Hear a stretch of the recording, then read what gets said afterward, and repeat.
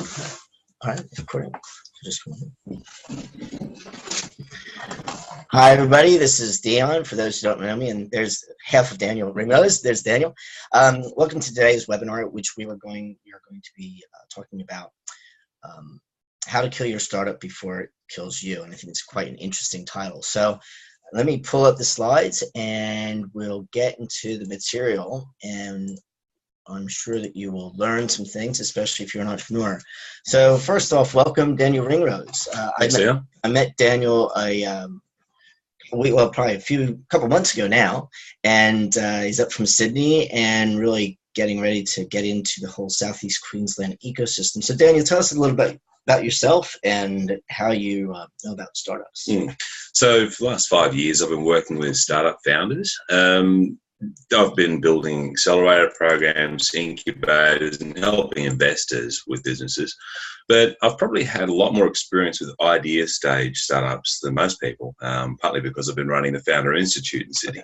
So there's been about 300 people have come through that program. So I've had a lot of time seeing people with ideas come through that think they're going to be great and then work out it's not really such. Yeah. So tell us a little bit about the Founders Institute. What's that? So it's the largest entrepreneurs idea stage program in the world. Runs in about 180 cities. And I was looking after the Sydney chapter, but also involved with some of them around the world. It's a 14-week program that helps people who are after the stage of having done something like a hackathon, whether we work on this thing for a bit, but they're not quite at the stage where I'm ready to raise money or I'm ready to try and quit my day job to go full time on this. Cool. So it's a program that helps shake people out around their businesses. And through that, we see only 20-odd% of businesses survive that process. And that's kind of deliberate. Is that a good thing or bad thing? So it depends. Yeah. Firstly, that was the big reason that I got into startups, was that when I was working in my corporate career and I was a program director delivering lots of big products for companies, I saw things that we had business cases that said, this is going to be great. And the reality was far less. So building stuff that matters is what's really important. Now, it's even more important for a founder because you're putting your life on the line for this thing. You're emotionally connected to it way more than you would be for a job. And so it's very hard to fall in love with a bad idea. So what that program does really well is help people work out what's going to be something that's really going to get legs, not because I believe it's going to be, because the rest of the world's telling me it's going to be. And I guess that's one of the things you hit upon it, where the founder has put in so much emotion into the startup. And that's probably where myself and my experience as an entrepreneur, I've kind of let the business go a little bit too long because I couldn't emotionally let go of it. It's almost like being in a relationship where you're going, this relationship's not going to go anywhere, but I'll still stay in it. And then eventually may crash and burn. And, your friends are usually saying, I told you so. And you're like, look, I kind of knew so anyway. But I just want to keep giving it go because you had so much faith in, that idea or that person or whatever and everything. So interesting analogy. It sounds a bit like a relationship. I'll talk about the 4 main reasons that we would see founders dropping out of the program or sort of not realizing what it's like. The first reason that we would see people drop out is primarily they work out, I thought this was going to be a great thing, but now I'm sort of involved with it and looking at it from different perspectives and getting feedback. It's just not as good as I thought. It's not as rosy as it was. Similarly for a breakup. Secondly, it could be, I'm actually a bit stubborn. Everyone's telling me that this thing's not really going to work. Now, we had around 40 mentors who asked C execs of successful businesses and startups would share their opinions around ideas. And if people were coming back week after week and clearly not listening, probably not the right kind of person trying to found out a company. Some people just get lazy. A lot of people think building a startup company is kind of this 4-hour work week thing, and it's a real easy thing to do. If you want to try and Jeez, I wish. Oh gosh. If you want to try and make something that is a big, potentially global, meaningful, and long-lasting business, you need to be putting in a lot of work. Now, the program puts 25 hours a week on top of your day job. So that's the hard work thing. A lot of people just, actually, I want to spend more time with my family. I want to try and just get out of this and try. So it's really, they make a bit of a decision. This is not what I'm looking for. And the last sort of way we would see people drop out is actually kind of through burning out. So there's this bit of a myth around entrepreneurs feeling like this is going to work if I can just keep on pushing through. This is going to work if I can try and make it work. And they'll try every single possible way because they're really passionate and driven and want to see this thing fly. But it's just not enough sometimes. And so the big decisions around, I need to try and get out of this thing, is a really, really hard one for people to make. And majority of people are leaving it too late because they haven't then got time to recover and do something again. And burnout's a really big thing with not just entrepreneurs, but small businesses. I did a webinar last week on burnout. So any of those who are listening and watching, if you need some advice about burnout, just check out Wise Academy and you'll eventually find that video. So let's look at some of the wisdom of 10 reasons why startups die. So what's premature scaling? So in around 2012, and then again in 2013, there's a group called Startup Compass. And they did a startup genome report where they studied startup companies all around the world. And they looked at those that had been successful, those that had failed. And the number one reason that they found for business failure was premature scaling. What that means is that they have, if you're building a business, it's not necessarily around the product you can sell, but around how the business model will operate. Do you have a clean way of being able to bring in customers? Do you know how much it costs you to do that? Do you know how long you can keep those customers for? What's the clarity around the value you offer so that you can be distinguished from competitors or create great relationships with partners for channels? All those pieces are business model questions. So having a business model that's not ready, but it's your first attempt that you may have built as a business case or did some financial modeling on, and then you go pushing that out, people can dump all their resources into trying to build a business raised around these elements. All your first assumptions can be the things that break your business. Is that also, when you say premature scaling, would that also be similar that your business has grown too fast without having the foundations in place? That's exactly true, which is partly our culture's mistakes, that we see that entrepreneurs say, if I work really hard, this thing's going to succeed. If people really know how to engage with it, that's what's going to make it succeed, because nothing's going to beat traction in the way that you're going to see engagement. The other thing that we'll see is so many people wasting effort in trying to build things that they think will be successful that in reality aren't, because they just simply don't know. With the best of intentions, they're killing their own business. And when you say premature scaling, is that also looking at that the company that they created may not even be able to scale at all? It's possible. Now, I think any tech startup founder will probably have considered, how can I leverage the power of internet to be able to reach global audiences? They'll have thought around that. If not, you're probably considering something like a more of a local lifestyle business. Now, my experience has been much less with the SME small business groups and much more with tech startups. So they're not looking so much at, is it going to be something that's not a scalable model? But in the intentions of saying, here's how I think it will scale, then they'll make mistakes like, for example, taking on too much. People have tested their idea perhaps by going and door knocking. And so the time it might take you to try and close a customer, if you're doing some product for an enterprise business, could be months.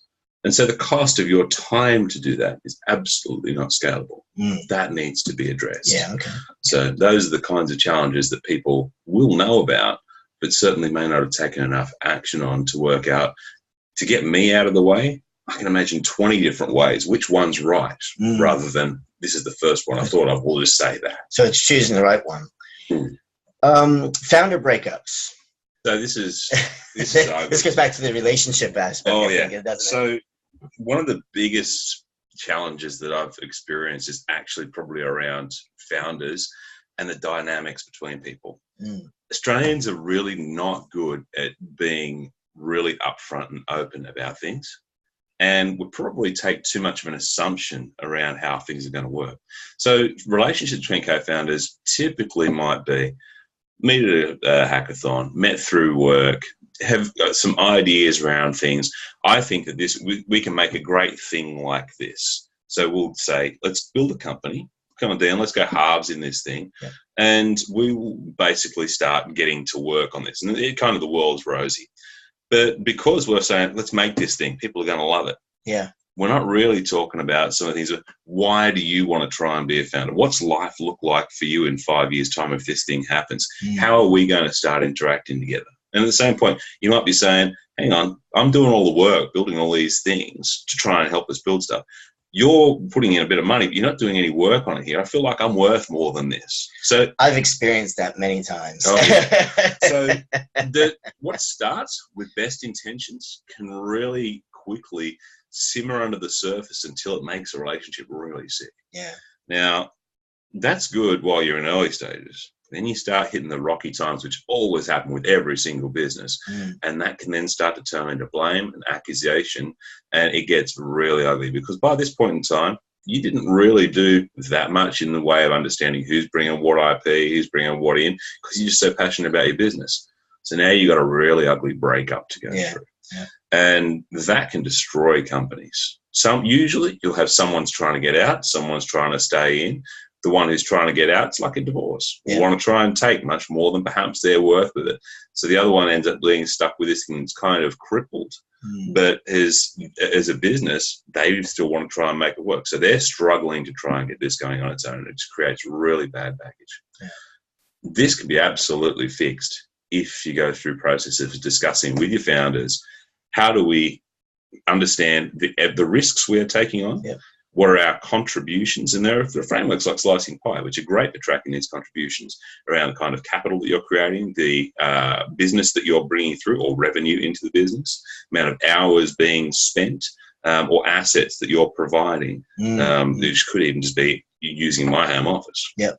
So all those things are just levels of risk that can be calculated. Yeah. And so if something happens and my friend, the co-founder, goes through a divorce himself and he's distracted away from the business for the next 6 months, we know how to adjust things fairly. Yeah. So those kinds of balances keep people feeling like I'm getting exactly what I deserve from this, no more, no less, and I'm being rewarded for everything that I put through. And, one of my mentors said, when you start a business with a co-founder or a partner, whatever you want to call it, always think about the divorce in mind, because there'll eventually be a divorce. I mean, we all like to think that the happy divorce is going to be at the big exit. Yeah. And we all celebrate, and you go your way and I go mine. Well, wasn't that an amazing adventure? And we came out cashed up. Many times it doesn't happen that way. And the other advice was given, get the lawyers involved at the beginning in that, shareholders and the stakeholders agreements and everything like that, because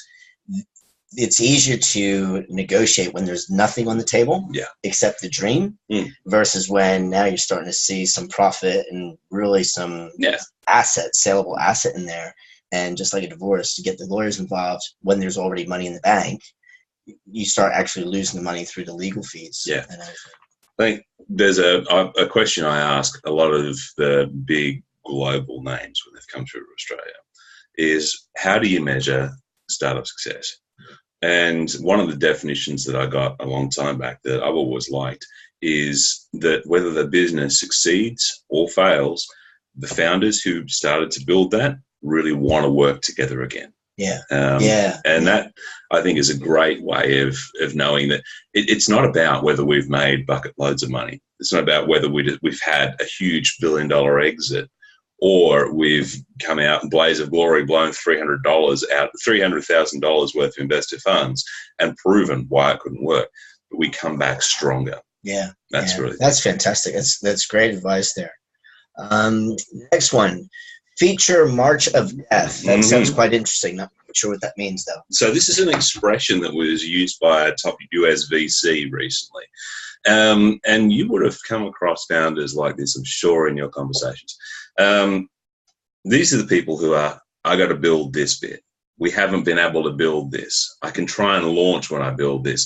And it's kind of constantly all of these things that they imagine is going to be the necessary parts for their full automated working machine. They're going to build more and more and more. And I've met founders who haven't launched, who've already dropped in over $500,000 in development costs into trying to build things.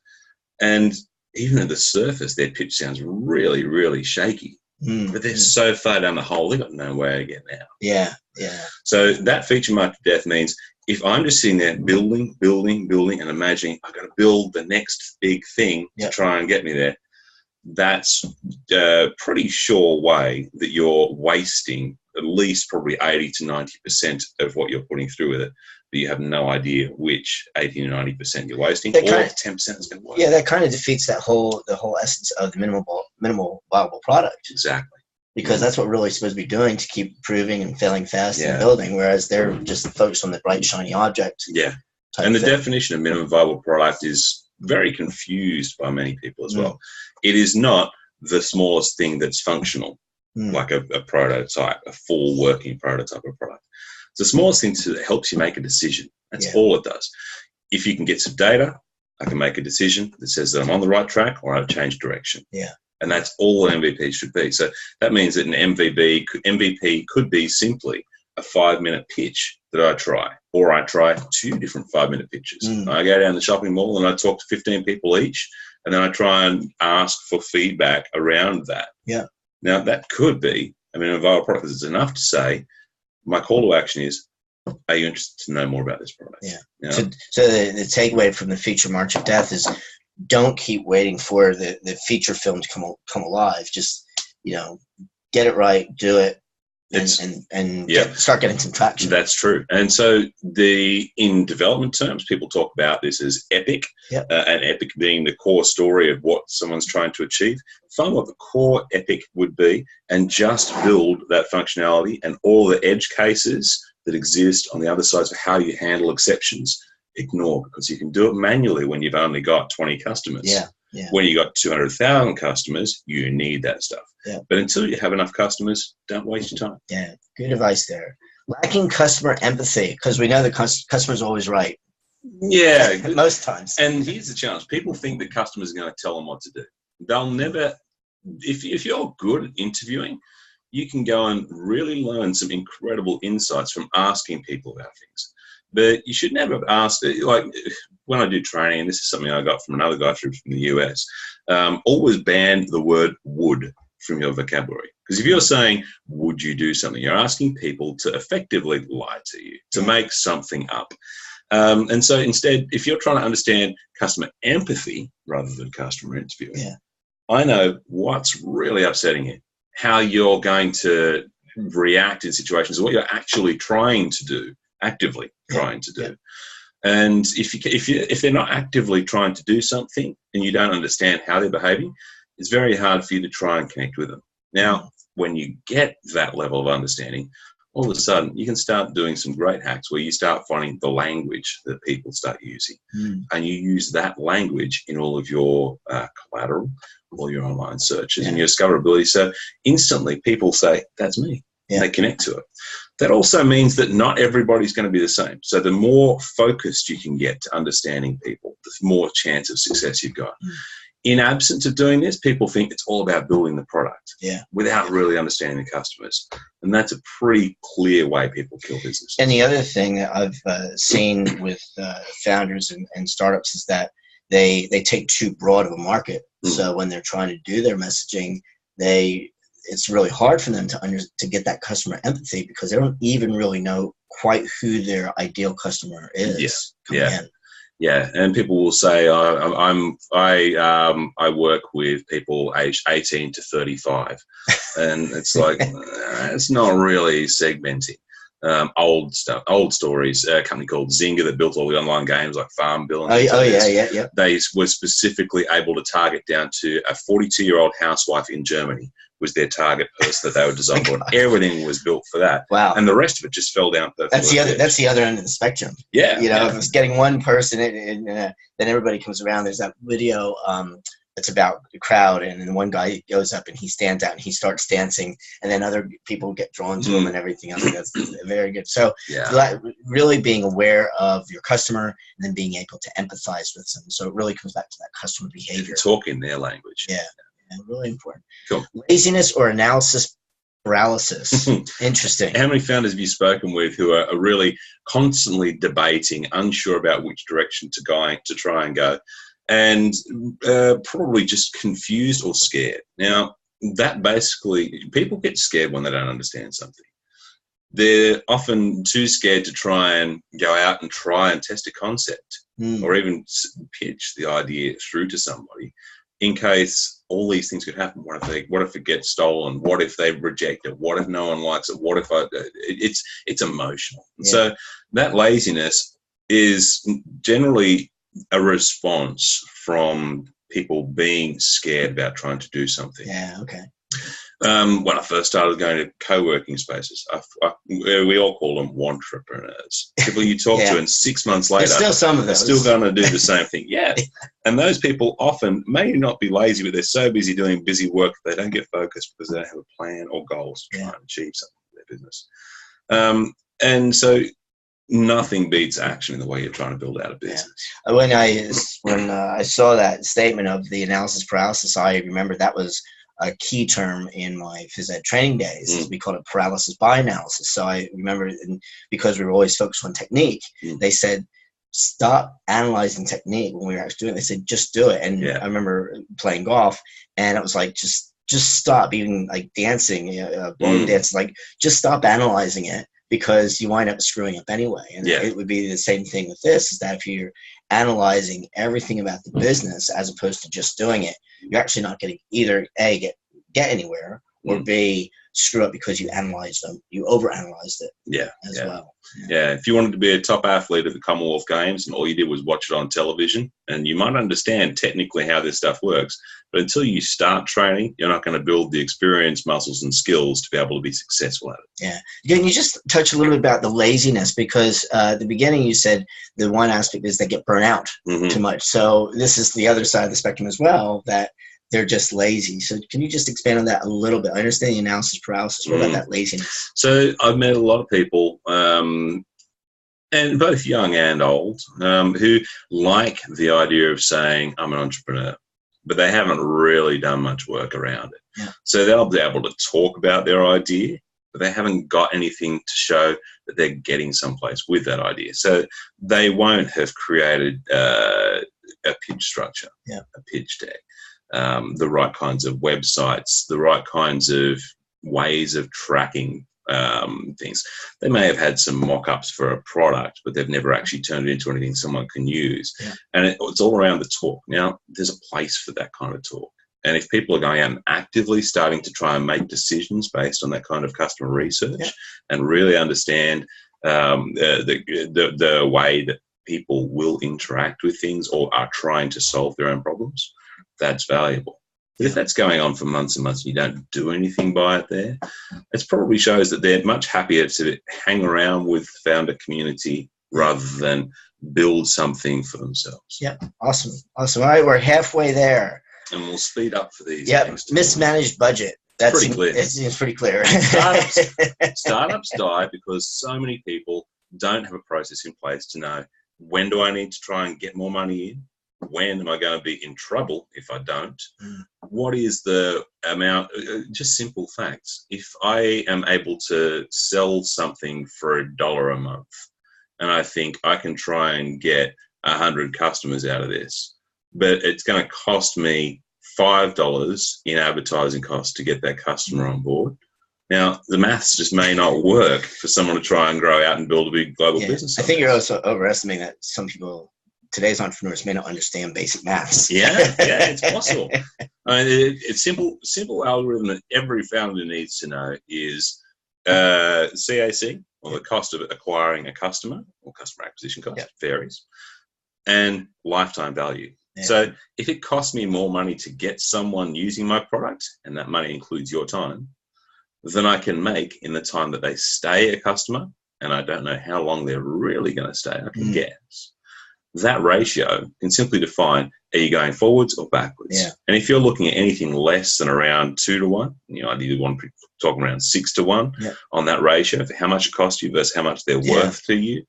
That is simple revenue models that people just may not have done the maths around. Yeah. You're not going to win it on day one, but you should be very focused towards trying to. So good financial literacy and really understanding your numbers. Exactly. Competitive advantage. That's knowing your competition and how you're going to really outsmart them to a certain extent. And beyond outsmart, what makes you different to them? Now, if someone was going to tell me, I reckon Uber's done some really great things. Uber's not having a great time around in the industry now. There's all this bad news and bad press. So I'm going to make another Uber. Now, what is it about the way you would run your business that's going to make it special? Something that makes it unique and something that stands out. And then that thing has got to be really, really resonating with the market. People have got to love and talk about that thing that is your advantage. And it is, the term is always thrown around, that unique selling proposition. That seems to be getting kind of old. Yeah, unique selling proposition turned into unique value proposition.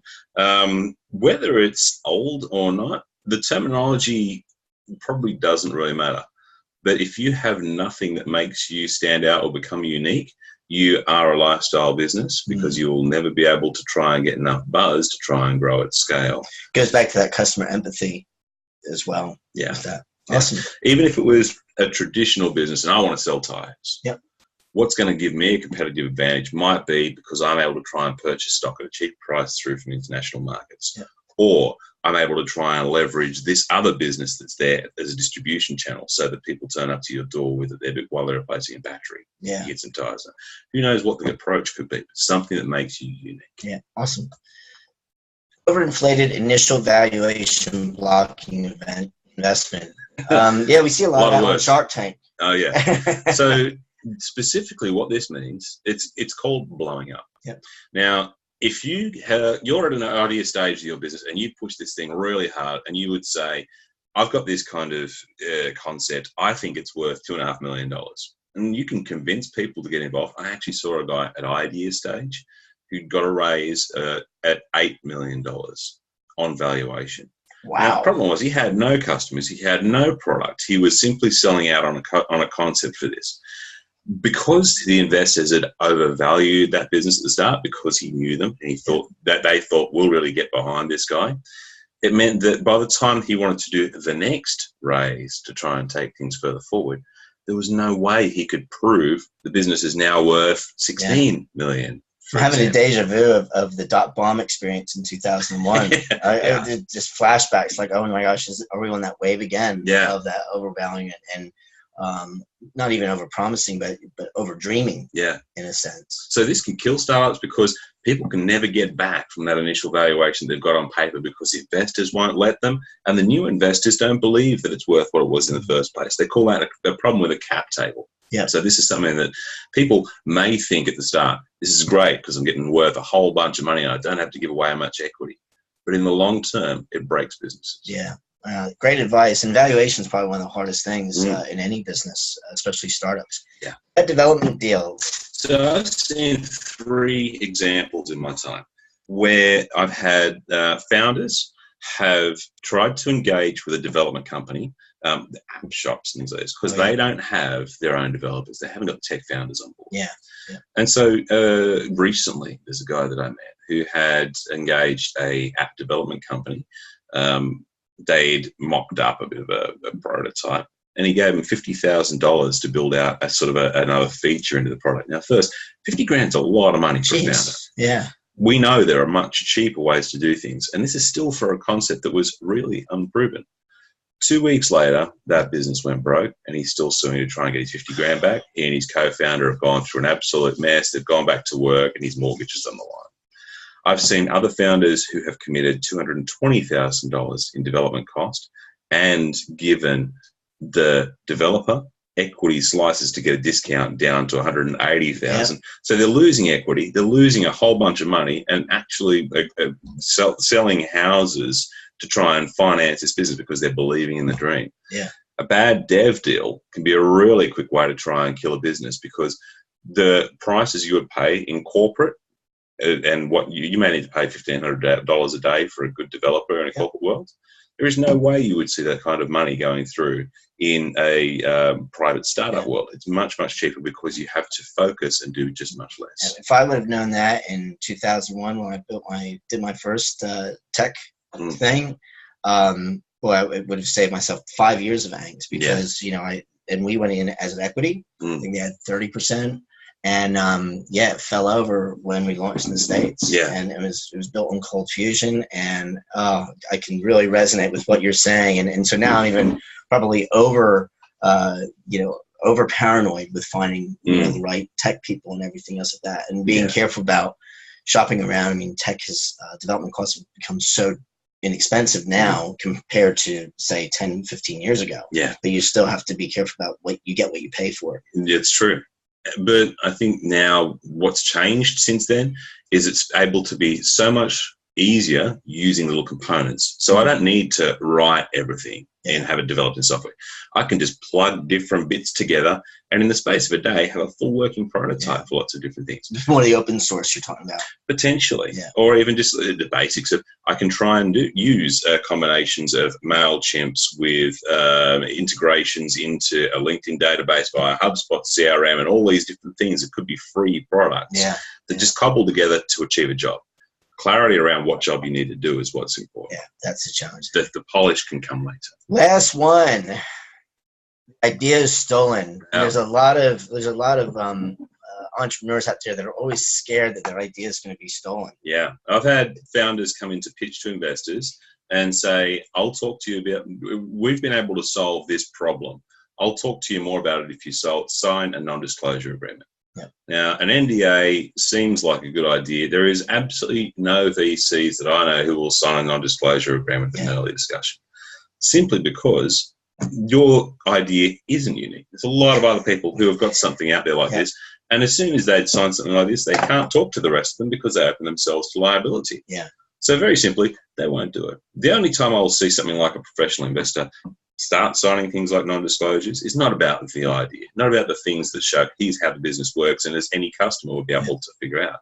It may be the things in the back end like algorithms and the specific IP that makes the thing work. And so that kind of scientific mathematical piece behind it would probably warrant something like that because that's opening the keys to stuff that you can't see. I was told years ago that one way to even kill the interest of an angel investor is to say, will you sign an NDA? Yeah, exactly. And I think the other thing for entrepreneurs to really understand is that the last person that's going to steal the idea is an angel investor because they're not going to drive it. They've done their duty. They've done their time. They're actually there to assist you, whether it be a passive investor, passive angel, or an active angel, which we talked about with Ruth Drinkwater earlier this week. And there's two examples I have seen where ideas were stolen. And both of them, and this is in my 5 years, so they're not common. Yeah. But both cases, it was where the founders had pitched the concept through to a big corporate with big presence. Yeah. They couldn't articulate it in a way that was really going to make it easy to engage, and they didn't have the traction and evidence. So the corporate just built it themselves. Yeah. In one case, I know of a company that had their entire network of promoters that they had built up, and it took a long time to get all these VIPs. It's just in the recipe industry. Yeah.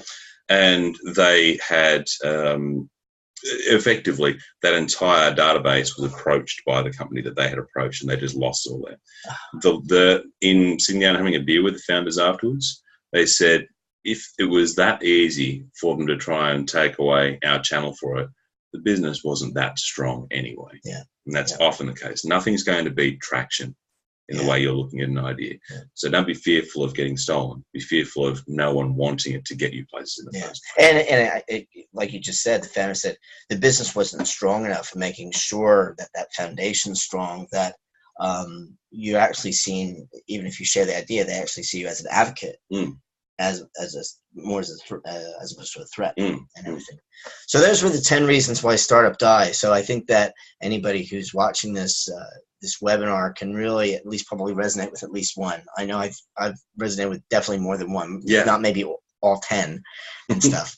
So what's this, ask yourself. So when the entrepreneur is deciding, tell us a little bit about these questions that you put up there. So talking about the reasons why startups can die helps you to try and think about your own business and decide, am I starting to fall in one of these traps? Have I really considered these kinds of options? And if you're starting that kind of consideration process and saying, you know what, this thing's just really, really hard. It's not working for me for some reasons.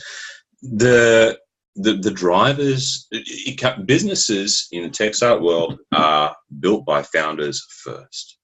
If you don't love the business that you're in, you will never have the motivations to drive that out through and succeed. So the first real test is, do I love this thing still? Am I passionate about it still, or have I really burnt myself out already? I would much rather someone tap out when they have the strength to go in for another round. And that means I'm actually seeing startups having more success on their second or third attempt because people have been through the journey.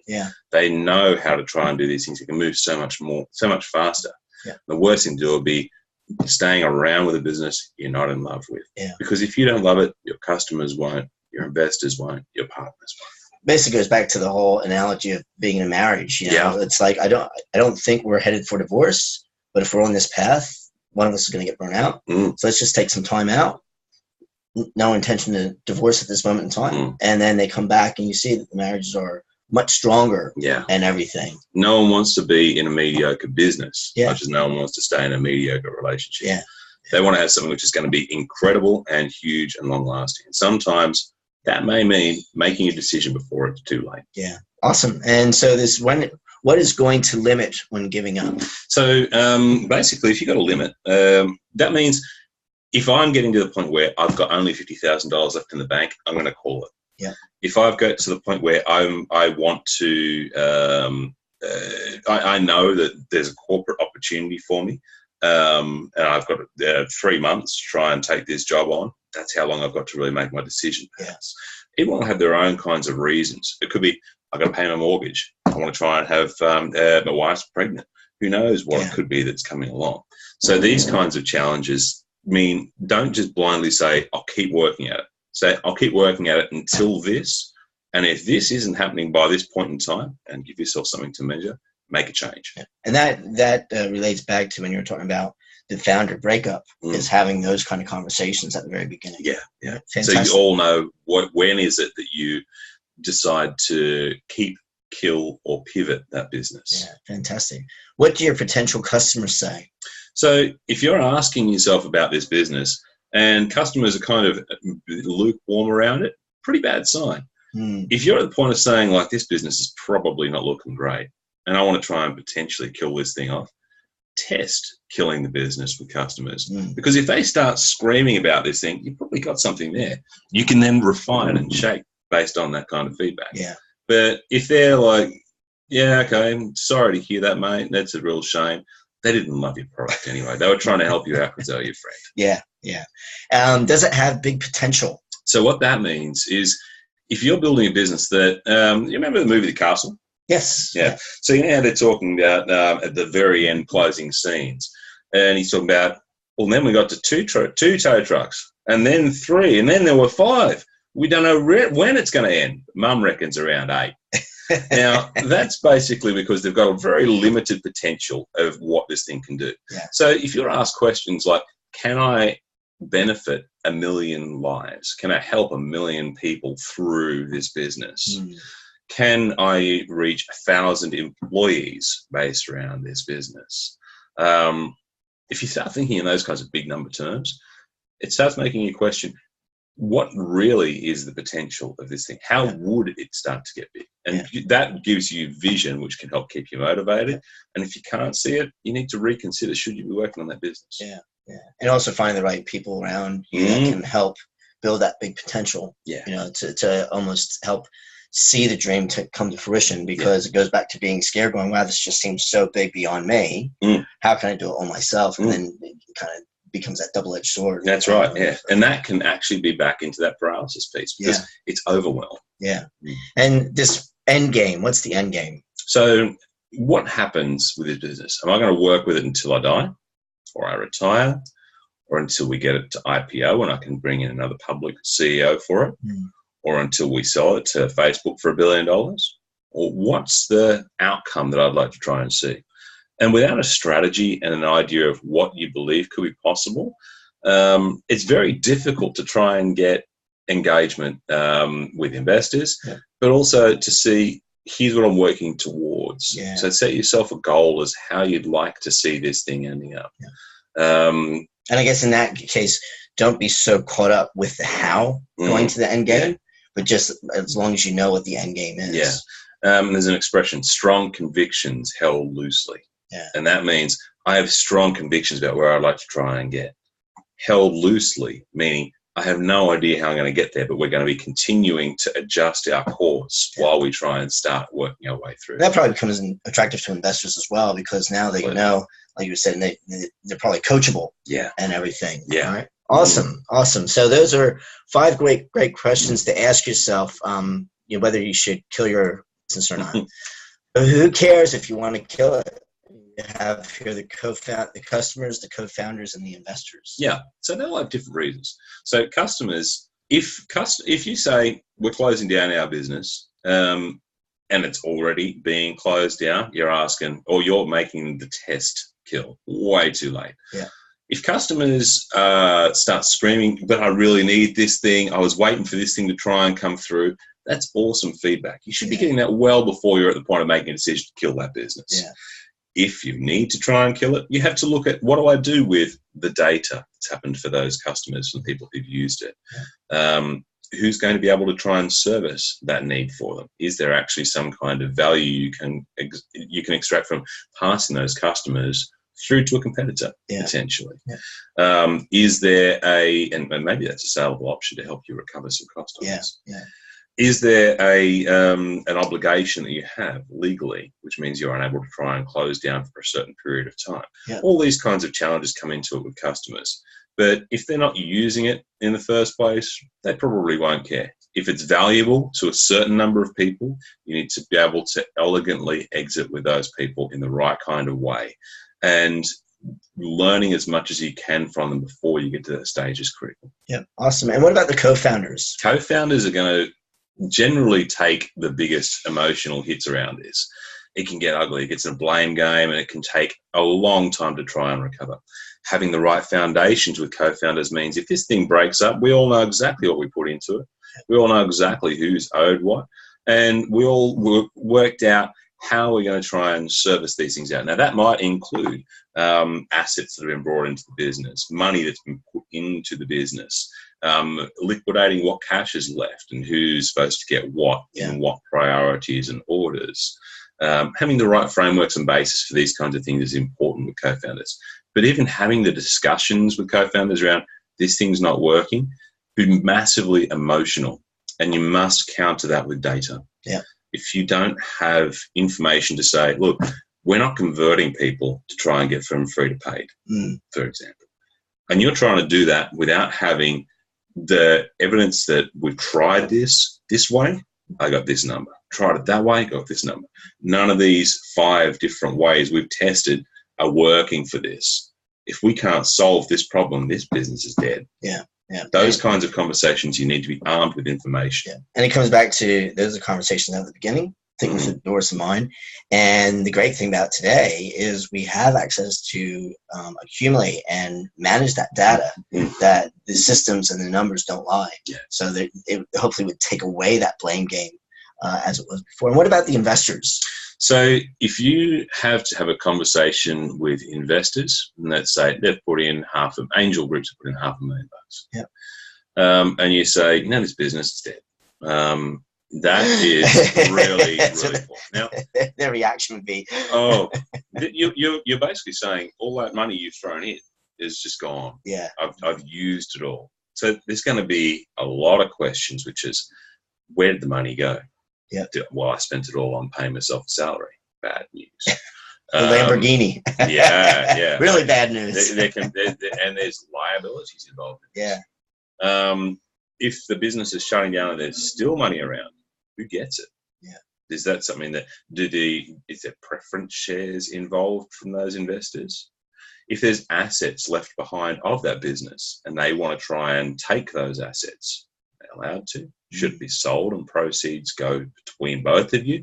All those terms are things that should be understood at the time an investment is being made. But all of those things are when it's gone wrong. The things that are probably the hardest parts about it, the things that are probably the hardest about this is that for investors, that you brought them on board because they want to give you some good feedback around their ideas. They are smart, generally have insights, and don't like surprises. So if you're thinking this thing's going to die as a business, you should be getting onto that really early in advance. And with the investors, do they, if you've had that constant conversation with them though, because they've done this before, they may not always be that upset. They'll be disappointed, obviously. But if you've had that conversation, that relationship with the investors up until that point, they would have probably assisted in how do we manage this. Investors don't mind bad news. They don't like surprises. If bad news means we're seeing it early and here's what we're doing about this to try and address it, and you can keep them involved in clear, honest updates around things, that's great. There's no value in secrecy when you're inside a deal with investors. And that's very different if you're in later stage investors, particularly if you're on a listed company. You must maintain a very positive outlook around the way things are because you have investor relations. Similarly, if you're a tiny number of angels, you can afford to be able to be more honest, but never appear like you're not in control of that business. And that means know the numbers and know the strategy for what you're trying to do to address the weakest point. Fantastic. So as we're finishing up here, so what to do? Can you tell us a little bit more about what these things are, the health check, the triage ailments, etc.? So the things that make businesses not die or make them succeed, firstly, it's awareness. Now, if I don't understand how my business is operating, I'm going to have real problems trying to work out what is it that is the biggest risk and how can I fix that risk around my business and then move on to the next risk. So that means understanding your business model. There are tools that people would use for a health check of business model where you can take, say, a lean business canvas to map out how your business operates. And at each stage, understand what is it that I'm measuring around each stage of that business. Or particularly another good tool is if you look at the parametrics model, through each stage of acquisition, activation, retention, revenue, and referral, what is the calls to action and the success of each of those things in trying to move customers through that pipeline so that it becomes more and more economical if the thing starts growing on its own without our work. Those kinds of tools help you find where my biggest weakness is. Okay, great. And that weakness will move on. Once you fix one, it's just the next link in the chain. And you shouldn't wait till too late to do that. You should be doing that. Points. You should be doing this very regularly with your business, and there should never be a day you work on your business when you don't know what is the thing that my biggest risk that I'm trying to work on solving now. It's really powerful because if you're focusing around the things that's the biggest risk, it stops the distractions of trying to work on the frilly bits that aren't going to really make a big difference. Conscious awareness of what risks my business the most and could kill my business is the first step in being able to then try and build something that is robust and gives you the data to make a decision, should I kill my business quickly? Fantastic. What's this triage ailments? So if you've got weaknesses in the business, you got to try and triage which one is it that I think is the biggest challenge. So I do my assessments and I say, of all of these things, these are the top 5 burning things, but this is the one I need to pay attention to most. Awesome. Okay. And test options. So when I then say, this is the bit I'm going to focus on, I shouldn't be saying, I'm just going to do lots of work in this area. You should come up with a number of time-boxed, boundary-wrapped tests. And these are often, this is lean startup experiments. And so I'd be saying, I think that this is something that could try and help me close more people and bring more people in. So I'm going to try, I've got a problem. My biggest weakness is in the cost that it takes me to try and acquire customers or acquire interest. So in the acquisition stage, I know that I've been going out and door knocking. I know that at this point in time, that's going to kill my business. If I can't find a really cheap way of getting people on board that works and converts, I can't try and grow this business. So I'm going to run a bunch of experiments. I'm going to look at a campaign on Facebook, LinkedIn, and Twitter, for example. And I'm going to try a campaign for this. Or I'm going to say, now I've worked out LinkedIn is the one that showed the most interest. I'm going to refine that campaign. I'm going to try doing 5 different variations and measure those. Or I'm going to try completely different audience types. Yeah. That's what the options are that you can define to try and start doing focus tests. And only do one at a time so you get clean data. And that's quite easy today with today's technology. And there's, any entrepreneur, they really can't use that excuse that they haven't had the technology to do that. No, the technology part is easy. Yeah. Understanding and having your focus is the trick. So founders often will keep working so much they forget to stop, take a step back and say, what's the bit that matters? Let's just do that bit. Yeah, awesome. And this last one, accountability and support. So if you're trying to work through a business like this, one thing that I've seen kill businesses that is easily solved is get the right kind of people around you who want to help you. People who, even if it's just the reason accelerator programs and incubators work so well, or even co-working spaces, is because it builds the melting pot of people working together so that when things are good or bad, they've got someone to try and bounce those things with, share ideas with someone who understands them. And that's one of the challenges when you are a startup entrepreneur or you've been doing it for the first time, that it's a lonely journey, and I think today, 15 years ago was a very lonely journey starting out.